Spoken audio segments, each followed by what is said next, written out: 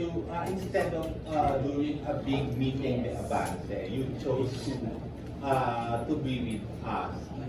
Well, Another question. I had my meeting advance last night. But on the final day of my campaign, I want to thank my constituency for this grueling 45-day campaign after 45 days. It's time to thank our district for accepting me.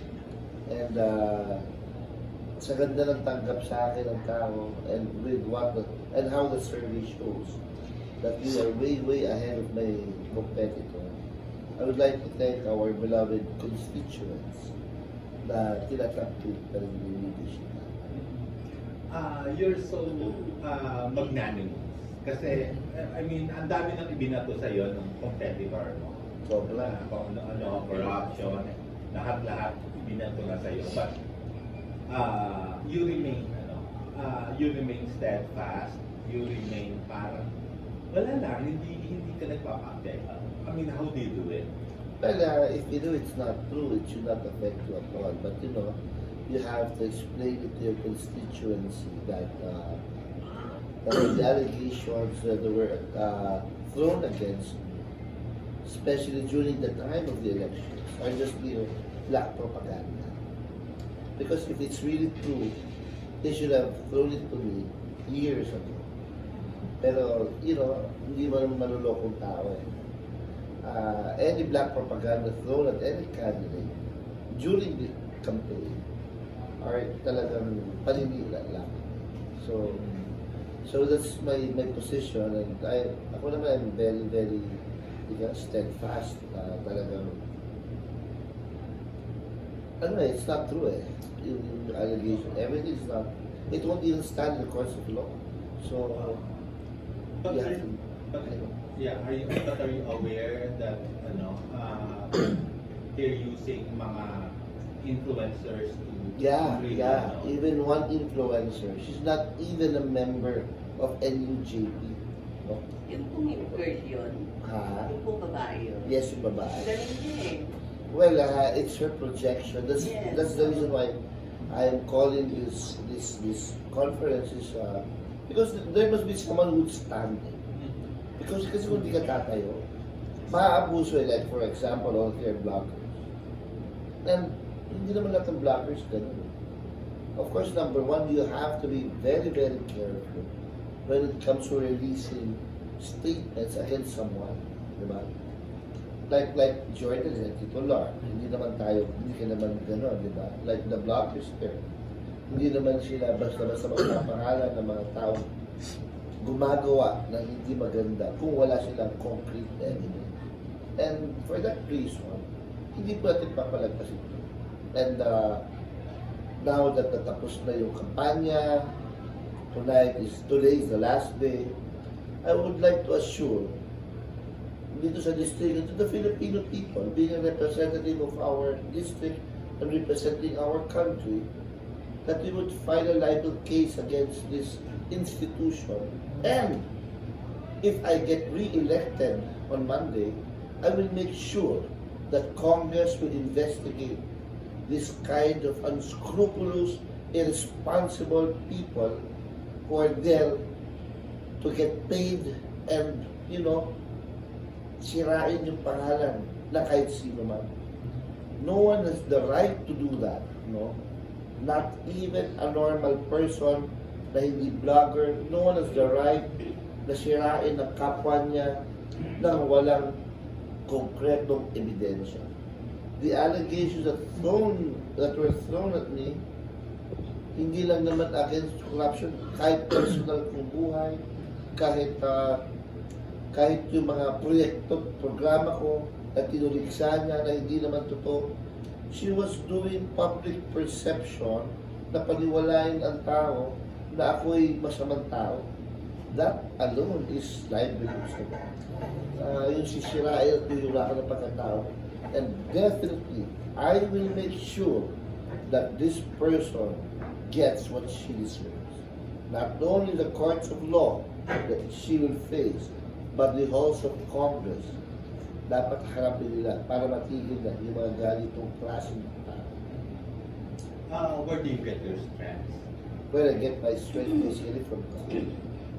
Ako naman is, I always pray and, and siguro yung tagal ko na rin sa larangan ng politika made me very, very strong. Every election kasi maraming paninira sa akin.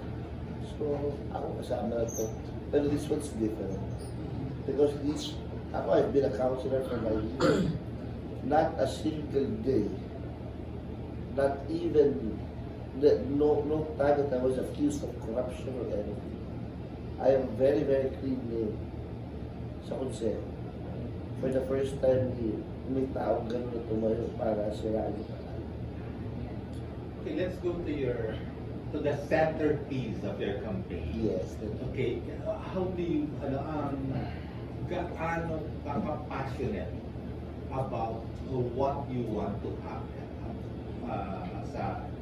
not only sa district court, but sa buong Pilipinas, since national yung focus? Yes, titular, number one. Ako kasi very good. I'm a businessman. I'm a very into real estate. So yung foresight ko, talagang mataas yung gusto kong mangyari sa distrito.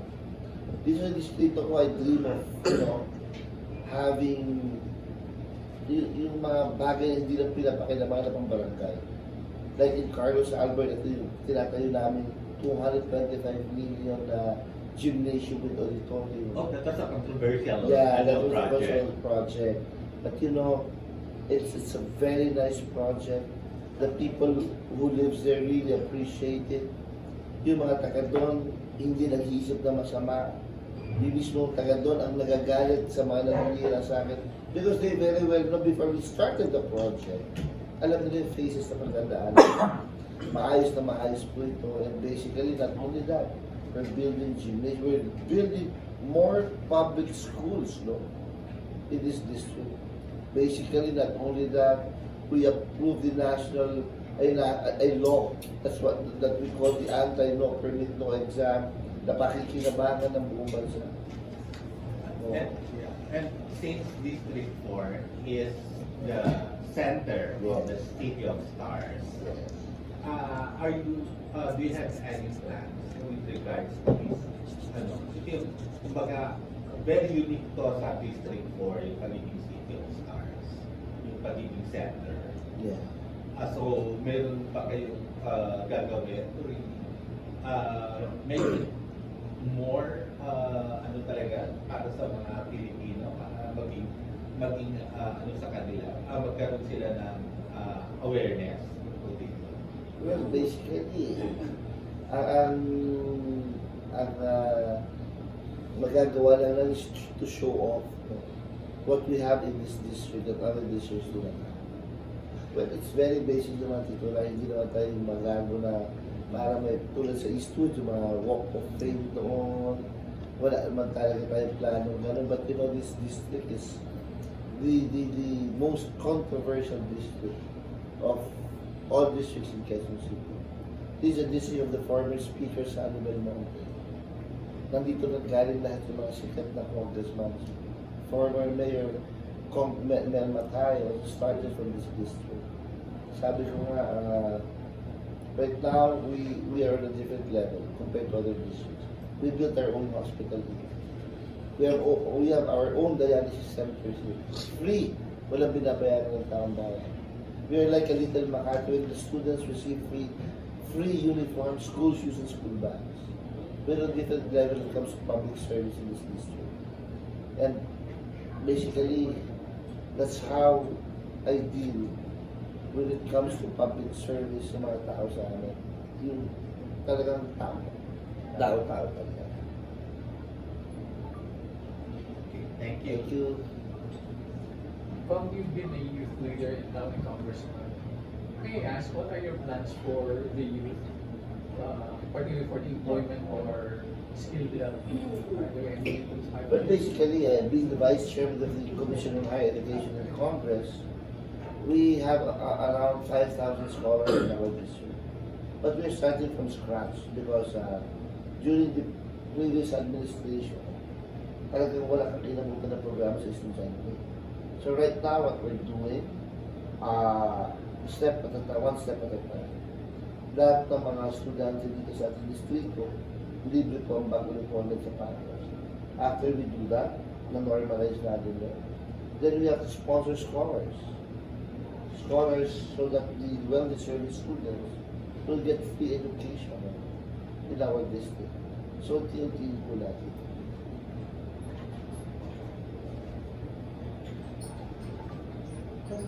Congressman, I'm really lucky that I'm also in this district. Oh.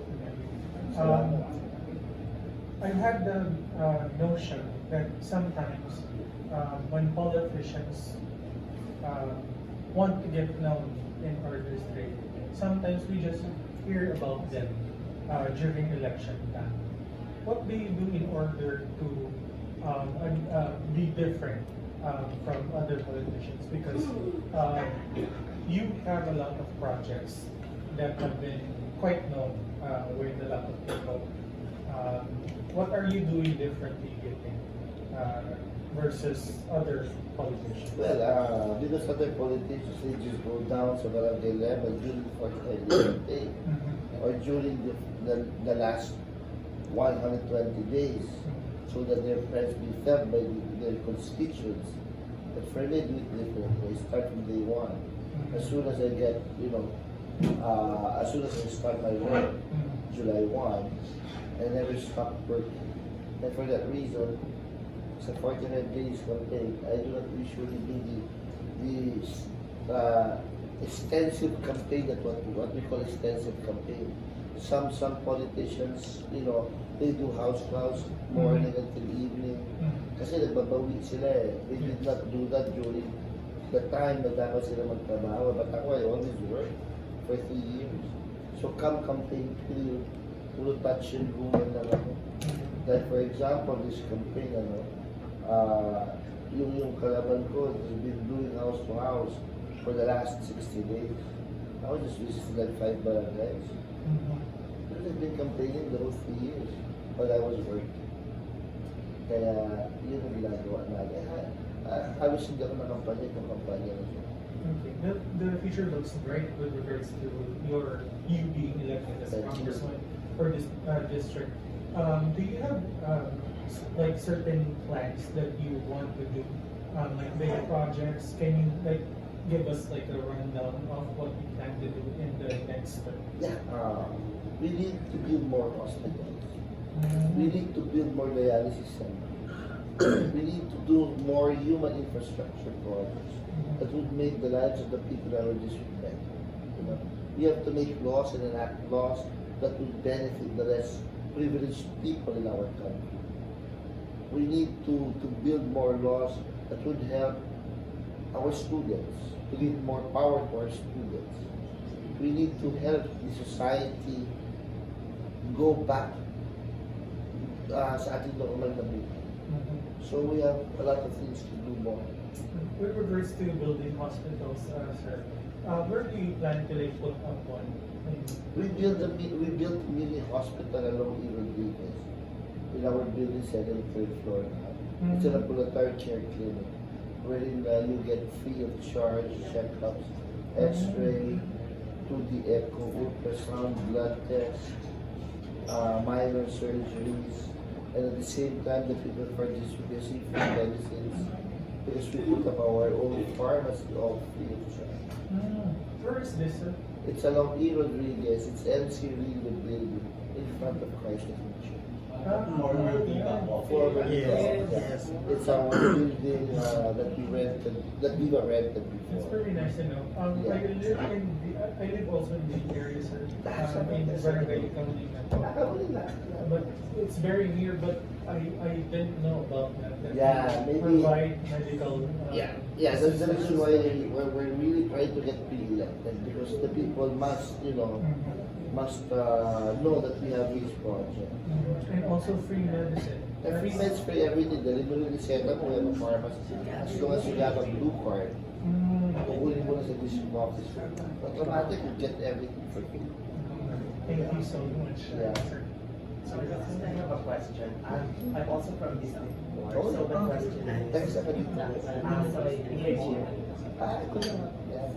my question po, what message you want to convey for those still undecided? So since malapit na election, and bakit sa tingin nyo kailangan si Congressman Ray Yon isa? Yeah, that's a very good question. Well, for me, I'm here to convince the people that have decided on who to vote for on Monday. Number one, track record. When it comes to enacting laws, I made two landmark laws. Number one, in terms of education sector, we made a law that would let yung honor students natin free of charge pagdating sa college exam test. Number two, the anti-no permit no exam law. And when it comes to human infrastructure, the previous administration hindi nagawa po natin. We have our own ambulatory care clinic. We have our own dialysis centers now, all free of charge. Wala po na noon, ngayon meron na. Our students, they do enjoy free school bags, uniforms, and shoes, just like in Makati. Your congressman now, sabi ko nga, I'm not a known person. Ang may nakakilala sa akin, yung dito ko lang, yung iba, hindi pa ako kilala. But if they go out of my district, they do not know me at all. What more sa ibang lugar? I was voted as the number 1 congressman in the whole of NCR and number 3 sa buong Pilipinas because of my hard work. So, I speak, when I speak to people, I speak sa track record ko, what I have done, what difference I have done in our district, and I would like to tell the people that I would intend to continue whatever I started. And for that, I am asking the support of our constituents to give me a second chance to be of service to the Philippine people. Time already that your constituents know itong ang dami nagagawa na hindi alam ng mga tao. Yes. Like ako, dito ako, District 4, Scout. Pero hindi ko alam na may mga ganyan, merong free uniforms, Yes. hindi ko alam yung na merong ambulatory clinic, hindi ko alam yung tungkol dun sa mini hospital and dito sa Iron. I think that it's time. At maganda na mismo sa inyo malaman ng mga constituents yung mga nagawa ng mga gagawin. Yes, well, thank you, Nicola. At least I was given the chance to explain my programs and projects. At I hope the people tatangkilikin ng tao. Ito po yung first time na nangyari. Actually, iba pa dito, hindi pa nasabi. Sa aming district, lahat ng tao, basta ikaw ay may hypertension or diabetes, libre po ang gamot sa amin, deliver na aking tanggapan sa bahay-bahay mismo ng tao. Yes, I know yan. Yung parang service na Yeah. per barangay. So, Lahat. Mag-a-apply ka na sa opisina mo wala ka, but right now, we are attending to close to 30,000 people, families, who receive free medicine. So kailangan lang nila Is to go to my office, give their address and their medicine, and it will be delivered to their residence for 2 weeks. After 2 weeks, deliver na. Plus, we have our own guarantee letters. Alam nyo, if you get to check our constituents now, yung mga constituents natin na may mga bypass operation, chemotherapy, halos wala nang binabayaran, just give them guarantee letters. Minsan, operasyon, kalahating million, 1 million, sinasagot na po natin. District 4 lang po talaga yun. Opo, kasi siguro. But you know, Yes. Welcome po kayo. Somewhat deep kasi elections na sa Monday.